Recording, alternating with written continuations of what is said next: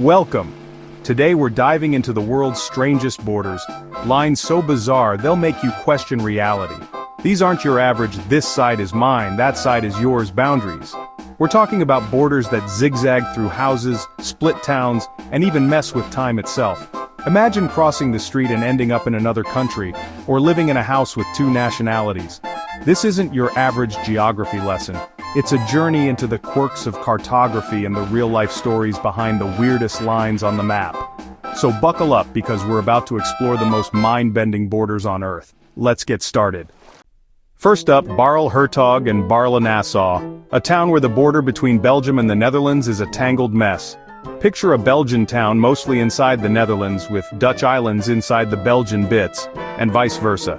The border zigzags through streets, gardens, and even buildings, sometimes splitting a house in two. You could be sipping coffee in Belgium while your chair sits in the Netherlands. The border is marked with white crosses on the pavement, and addresses can depend on which side your front door is on. Residents have adapted. 2 mayors, 2 police forces, 2 postal services. Some even moved their front doors to switch countries for lower taxes. This chaos dates back to medieval treaties and feudal land swaps. No one could agree, so they just left a patchwork. There are 22 Belgian enclaves in the Netherlands, and within some, 7 Dutch counter-enclaves. It's like Russian nesting dolls, but with countries.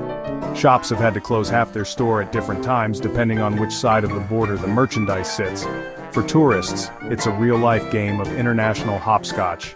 For locals, it's just daily life, navigating a border that runs through their living rooms.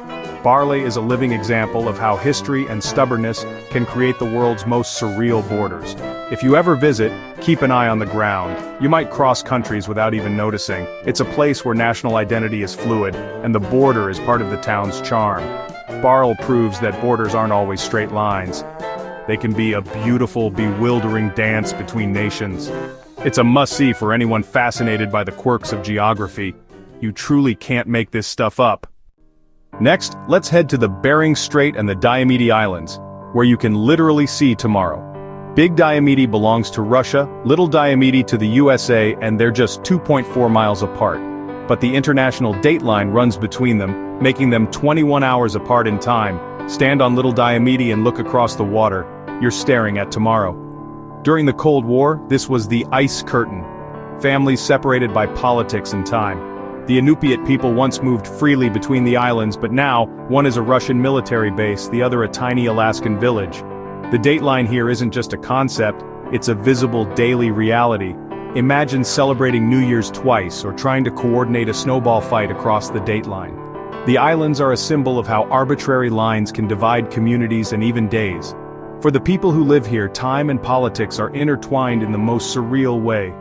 The Diomede Islands remind us that borders can be more than just lines. They can shape lives, histories, and even the calendar. It's one of the few places where you can literally look into the future. The proximity is tantalizing, but the separation is absolute. It's a place where geography, politics, and time collide. The Diomede Islands are a living lesson in the power and absurdity of borders. Sometimes the difference between today and tomorrow is just a short swim away. Now imagine a chunk of desert, Bir Tawil, about 795 square miles, claimed by nobody. It sits between Egypt and Sudan, but thanks to conflicting colonial-era borders, neither country wants it. Egypt claims the border that gives them the valuable Halaib Triangle, so they say Bir Tawil is Sudan's. Sudan claims the opposite, leaving Bir Tawil in legal limbo. It's one of the only places on Earth not claimed by any country a true no-man's land. Adventurers have tried to claim it as their own micronation, but none are recognized. The land is harsh, empty, and uninhabited except for passing nomads. No government, no infrastructure, just a blank spot on the map. Bir Tawil is a reminder of how arbitrary and illogical colonial borders can be. It's a geopolitical hot potato, nobody wants to be left holding it. The area is defined more by what it isn't than what it is. It's a fascinating quirk of international relations, a place that exists because of what both countries refuse to claim. Bir Tawil is the ultimate off-grid location if you're into that sort of thing. It's a silent testament to the strange legacy of lines drawn long ago. Sometimes the most interesting places are the ones nobody wants. Let's visit Derby Line, Vermont and Stansted, Quebec, where the US-Canada border runs through homes and even a library. The Haskell Free Library and Opera House was built deliberately on the border. The The entrance is in the US, the stage in Canada. There's a line on the floor marking the international boundary. You can read in America, then watch a show in Canada, all without leaving the building. Some houses are split by the border. Cook in Canada, relax in the US. Residents deal with two sets of laws, taxes, and even mail services. Before 9/11, the border was friendly and easy to cross. Now it's more regulated, but the unique geography remains. Canusa Avenue has homes on one side in Canada, the other in the US. Neighbors, but in different countries. Kids grew up playing in two countries at once. The border here is a legacy of old, imperfect surveys and a time when communities grew across lines, not around them. Instead of moving houses, people just adapted. Darby Line is a living example of how borders can be both concrete and wonderfully blurred. It's a place where national identity is defined by a line on the floor, and by the shared life of a community. The border is part of daily life, not just a distant concept. It's a reminder that borders are human constructs and sometimes they get a little weird. Here, international territory is just another room in your house. Now let's talk about the Cooch Behar enclaves, once the world's most complicated border puzzle between India and Bangladesh. Imagine Indian land inside Bangladesh, Bangladeshi land inside India, and even enclaves within enclaves like Russian dolls gone wild. Some people lived in Indian territory inside Bangladeshi territory inside Indian territory inside Bangladesh. Residents were often cut off from their own country, lacking basic services and legal protection. Life was a daily struggle crossing borders just to go to school or call the police. The mess was a legacy of old treaties and land swaps between local rulers, made worse by partition. Over 100 Indian enclaves in Bangladesh, and around 50 Bangladeshi enclaves in India, some no bigger than a field. Cartographers dreaded mapping it, residents lived in limbo. In 2015, India and Bangladesh finally swapped almost all enclaves, letting residents choose their nationality or move. It was a rare, peaceful solution to a mind-bending border problem.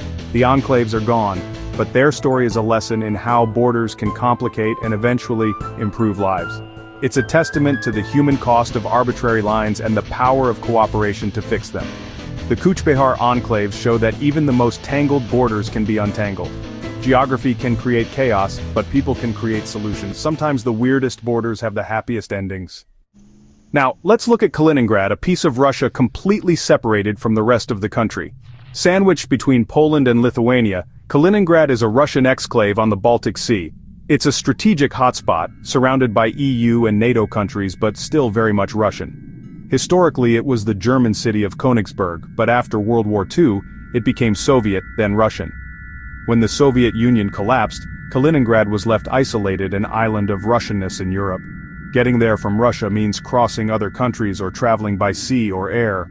The region has a unique identity, Russian, but influenced by its European neighbors. It's home to Russia's Baltic Fleet and advanced military systems, making it a constant focus for NATO.